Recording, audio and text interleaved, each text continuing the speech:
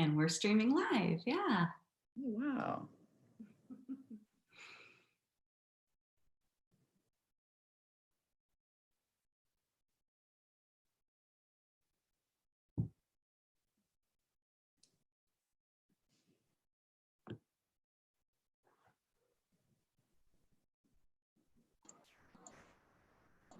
All right, great. We are now streaming live on YouTube. We have an all-round view. Plus, we have been recording this webinar as well. So students who want to have a future access to this exclusive webinar with Center College, they can. So I think we are good to go, and our participants will keep joining us as time and soon. So I would just like to begin with a hi, good evening to everyone. Good evening to all our students, educators, parents who have joined us across this evening for the second major of Exploring Majors webinar series. I am Devika Agarwal, communications expert from the Next Genius Scholarship Program. Speaking a little about Next Genius, we were founded in 2014 by Dr. Neeraj Mandhana and his father.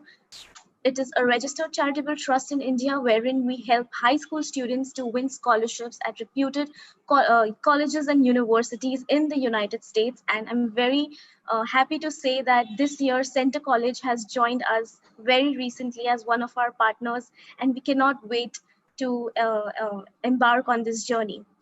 I now welcome Professor Laurie Hartmann and Head of International Admissions Annie Murphy from Center College, Kentucky for this webinar.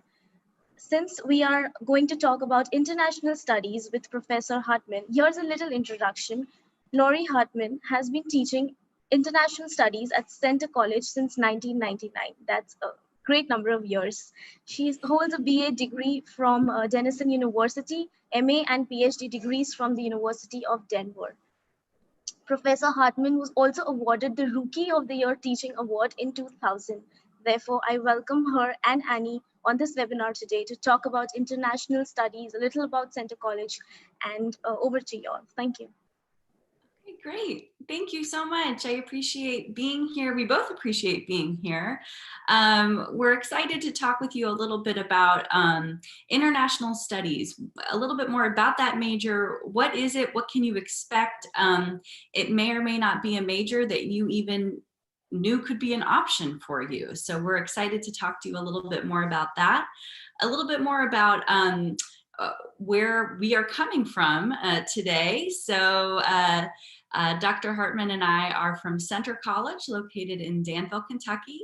Center is a small private liberal arts college. We're a wonderful small place where students are able to really connect with professors, and we're very, very lucky to have one of the most beloved professors on campus today with us today, so Dr. Hartmann. So what we're going to do is kind of go through some basic information about international studies, what that major is, what outcomes you might expect, kind of why you might choose to do that major and to embark on international studies. And then we'll leave a little bit of time for questions at the end too. So what I'm going to do is go ahead and share my screen. Before I do that though, I'll introduce myself a little further. So as, yes, my name's Annie. I'm the Associate Director of Admission at Center. I have worked at Center for a number of years. It is my pleasure and privilege to be able to work with international applicants around the world. So if you have any questions at the end of this presentation, I will give you my contact. If you want to send me an email, feel free to follow up.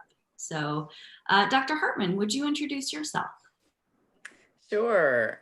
My name's Laurie Hartmann. I am a professor here at Center. I've been here for 21 years. My area of expertise is Africa. You may notice the picture in the background. It's an Ethiopian painting. I spent a year in Ethiopia as a Fulbright scholar, teaching and doing research there just a few years ago. I've traveled all over the continent of Africa, and that's, I think, one of the great things about Center is that our faculty have hands-on experience with what they're teaching.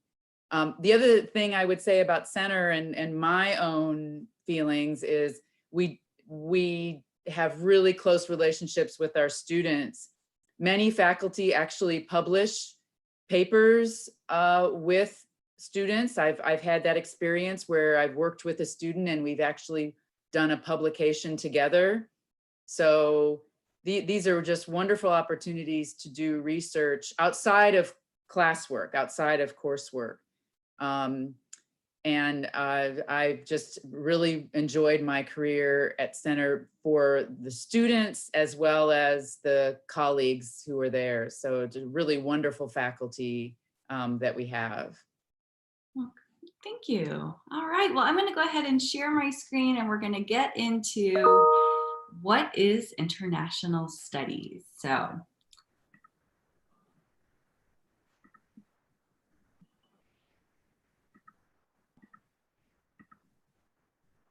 okay. All right. So, Lori, I'm going to have you kind of take it away. Okay. Here we go. So, you know, the term international studies sounds very broad.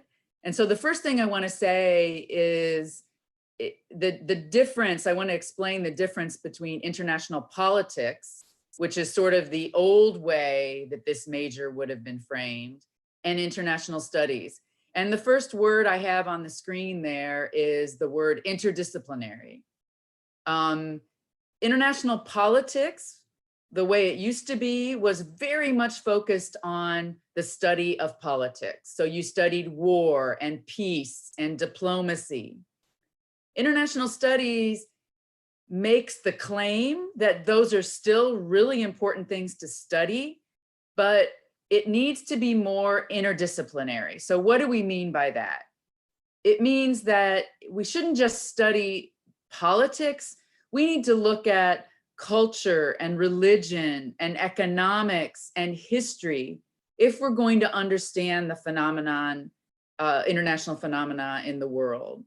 So I'll give you an example of the joint, the Iran nuclear deal that took place several years ago between Europe and Iran and the United States.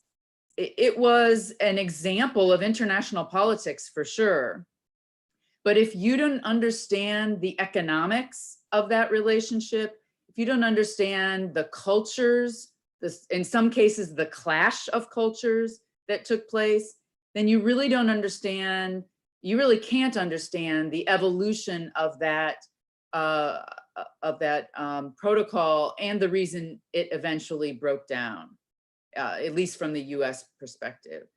So interdisciplinary means we look at international phenomena through the lens of multiple disciplines. The second thing I want to say about international studies at Centre College is that each of our faculty have regional expertise. So I mentioned at the very beginning, my area of expertise is Africa. And I've spent many years living and working and researching in Africa. My colleague, Dr. Bosco, specializes in Europe. He just published, a couple of years ago, published a book on the role of religion in Europe, in European politics. My other colleague, Dr. Dina Beatty, specializes in the Middle East. She's taken students to study there. She's has also published a book on the Gulf and international politics within the Gulf region. So each of our faculty have on the ground expertise that they bring to their coursework. The other thing students really like about international studies is, since it's interdisciplinary itself, it's really easy to do a double major or a major and a minor. So I noted that it pairs well with economics, history, language, as well as study abroad. So I'll give you an example. I had a student a couple of years ago who double majored in international studies and French, and he was very interested in studying abroad in France. After he graduated, he wanted to do work in West Africa. Well, most of West Africa is French speaking. So because he had the expertise of the international studies major and the linguistic skills, he was able to get a position in the government, the US government, working on West Africa. So a lot of students do that. They combine international studies with other fields because international studies is so interdisciplinary. So what do you have to, Oh, we had a question on the chat, and I just want to throw that at you because it's kind of related here. So the question was, what is the difference between international relations and international studies? We tend to get that, right. you know, hear the term international relations. How are those related? International relations is that field that it's very similar to international politics. It traces back to maybe the mid 19th century, where statesmen would gather in a smoke-filled room and make important decisions about treaties and diplomacy.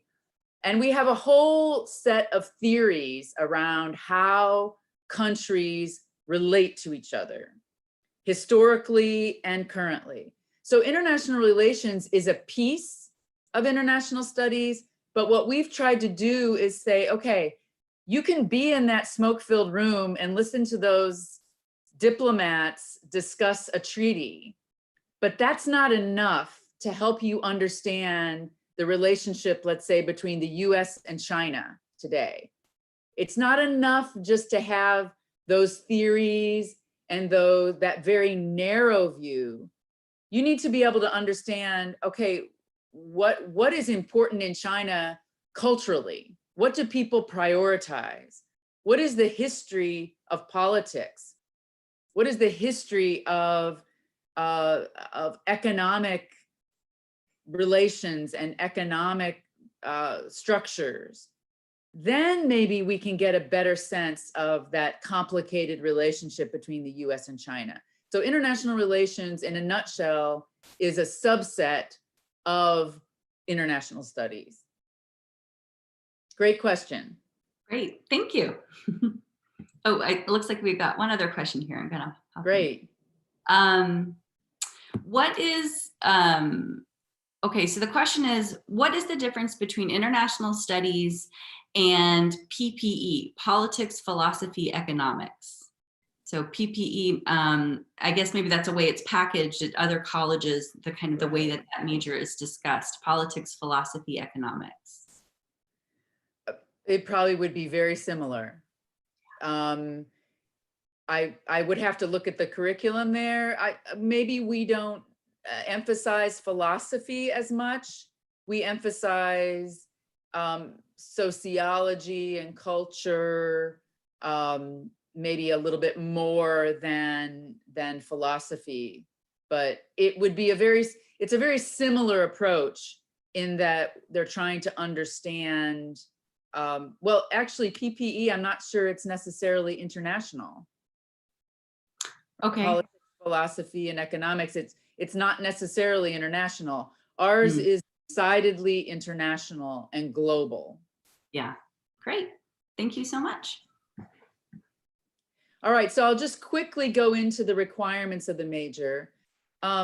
Most international students would already have the language portion of the major satisfied. If English is your second language, then you've already, if you speak Urdu or Hindi and English is your second language, you already have that part of the major satisfied.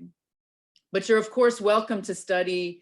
We offer Arabic, we offer Chinese, we are Mandarin, we offer French, Spanish, German.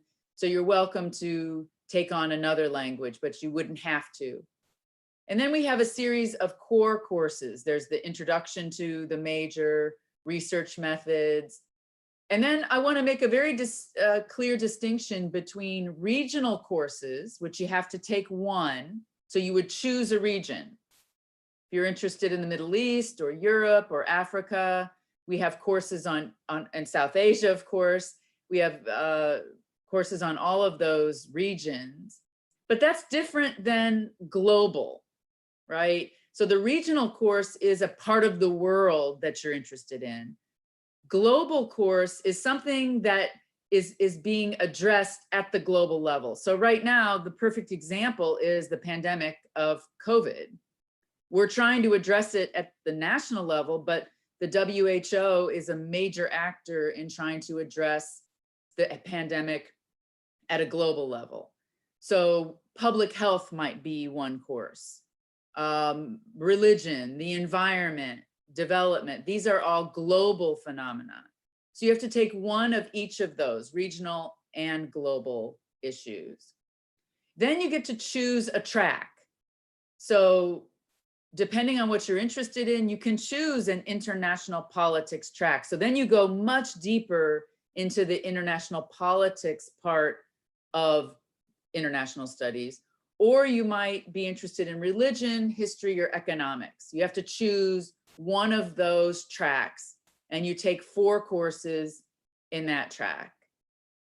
And then the 2 other requirements are, one is an interdisciplinary course. So I find these fascinating, and I really think this is the way that we're going to better understand and better able to solve problems in the world, is to look at, for example, the first one I listed there, environmental conflict and negotiation. Most of us understand that a lot of conflict in the world is over scarce resources. So I'm going to go back to Africa. Some of you may have studied Sudan and the conflict in the Darfur region of Sudan. Many people thought that was ethnic, but at the core of that problem, or the core of that conflict, was scarce resources, fighting over scarce resources between farmers who were sedentary and nomadic peoples who were goat and cattle herders. So there's a perfect example of a misunderstanding, because I mean, many people had a misunderstanding about that conflict because they didn't understand the environmental angle on what was happening in that region. I think we could go all over the world and find examples where scarce resources or environmental degradation are at the root of a conflict. So that would be a course that would combine those things. Cultural diversity in Mexico is another one. We have an introduction to global commerce, which brings together politics, economics, and science to better understand global business, global commerce. And then the second category there is culture. And you could take a number of courses on culture. I really like the course French for International Relations. So in that course, you're not learning French grammar, you're not reading French literature, you're learning the French language as it pertains to international relations. So a very practical course that a lot of our students really enjoy. So you can move to the next slide. Unless there are questions, yeah.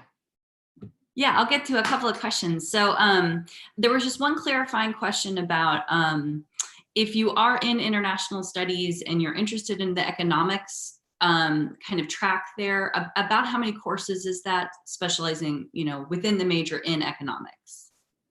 Right, so you have the track, whatever track you choose, you have to take 4 courses. 4 courses, okay, great. So okay, for example, you might take macroeconomics, you might take international trade, you might take finance, international finance. So there's a whole host of courses, but you'd have to take 4 of those. Okay, great. And then of course you can always, if economics is a passion that you have, you could also double major potentially with 2, and you'd have some of those courses that would count for both majors. So, exactly. Yeah, great. And then this is another question. I really like this question actually. So is this the ideal major for somebody who wants to travel the world? I think so. Not only for the subject matter, but it also prepares you to engage in a career that is global in nature. So I think it's the ideal major for someone who wants to travel the world. And I also think it's the ideal major for someone who can't decide what they want to major. Like the student who says, I love history and I love politics and I love sociology. I can't decide which one to do.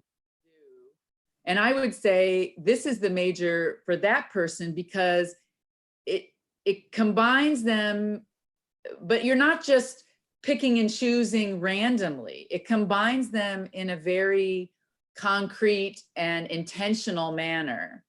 So you're taking sociology to better understand maybe a region of the world or a concept, a global concept like migration. And you're taking economics to better understand trade, for example.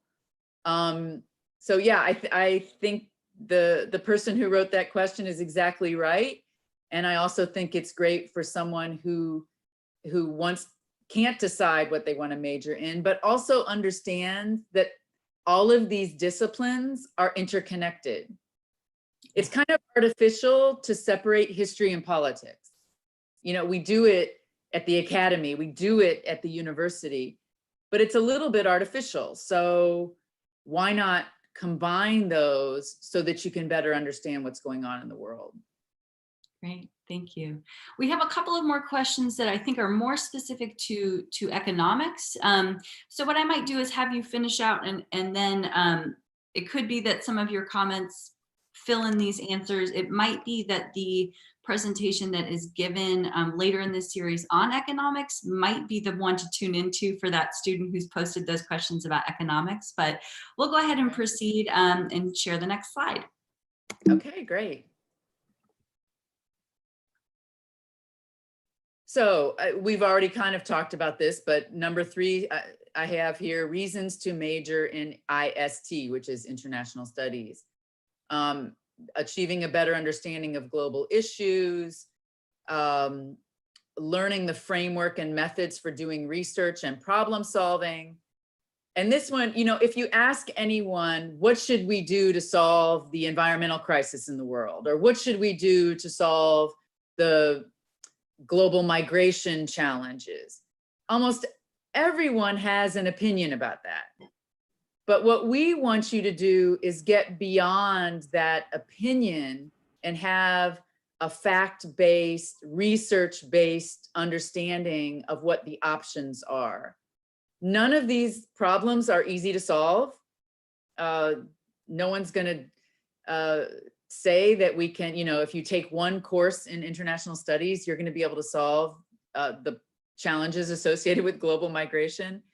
But you're going to get closer to understanding the roots of those problems, and then maybe take that as a career moving forward to try to be involved in addressing those challenges. That's I think what we hope for our students. And then you have a wide range of career choices. This major offers a lot of flexibility in what you would do in your career, that is after college. And so I'd like to talk a little bit about what our students have done and what some of the choices are. Many of our students have gone into government work, particularly in the foreign service. As I said before, the student who double majored in French and international studies and then worked in West Africa got a job in the foreign service. I've had students work for the Department of Defense. One student had a very good career, about 10 years in the Department of Defense, and now he has moved into the private sector and he works for ConocoPhillips, which is a oil and gas company. And so you ask, what would you do? How does an international studies major work for oil and gas? Well, what he does is analyzes the potential for investment for that company. So if the company wants to invest in Ghana or Colombia, he's the one who does the analysis for those countries and looks at the investment environment and whether it would be a good investment and what kinds of, you know, is it a stable political country? What are the economic situations? So he's had a really good combination of careers in both the public sector, that is government, and the private sector, that is a major oil and gas company. Another category of career options are with intergovernmental organizations or international organizations like the United Nations. A number of students have gone on for careers in these areas. I will say sometimes they require a master's degree to work in the United Nations, the UNDP, or the FAO. And we have excellent placement in those master degree programs. So Center College is well known in those circles. I've had students also get jobs in non-governmental organizations. I've listed a few here. I have a student right now at a former student who's has a very high position with the Carter Center, which is a peace and justice center opened by former President Jimmy Carter in Atlanta, Georgia, here in the United States. He's doing peace negotiations all over Africa as a representative of the Carter Center. Also had a student work for the Red Cross, the International Red Cross. So these are non-governmental organizations that where students might find a career path. Many of our students also go on to graduate school, either master's degrees or PhDs. As I said before, we have a very good placement record. I've placed students at George Washington University, Georgetown, American University, Emory, Columbia, University of Denver. These are all good, really good graduate programs in the United States. Or some go to law school. The other thing that international studies will prepare you for is how to make an argument and how to defend an argument. So something that happens in a lot of our classes is that we have debates about global issues. And so you have to prepare to defend a position on a particular issue.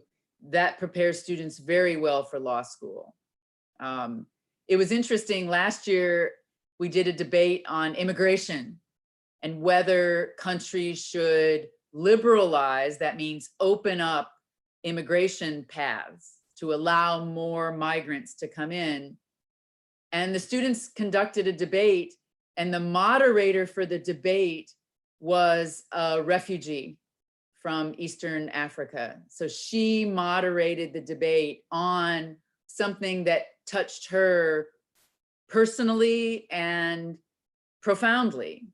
And that was a really great class period where we looked at all of the angles on the issue of immigration and had someone with direct experience moderating that debate. So I went off on a little bit of a tangent, but that's the law school option is a really good one. You learn how to speak well, you learn how to defend an argument, and you learn how to write well. And those are all skills that law schools want in students. So I can answer any questions about those. I've also had students go into teaching, at the high school level or at the upper level. I've had students go on to teach English as a second language abroad. So there's a whole range of options for career paths. Great, thank you. So what I might do is I'm going to actually stop our sheet. Well, here I'll share. If anyone wants to contact me personally, feel free to send an email to that. But I'm going to go ahead and throw a couple of these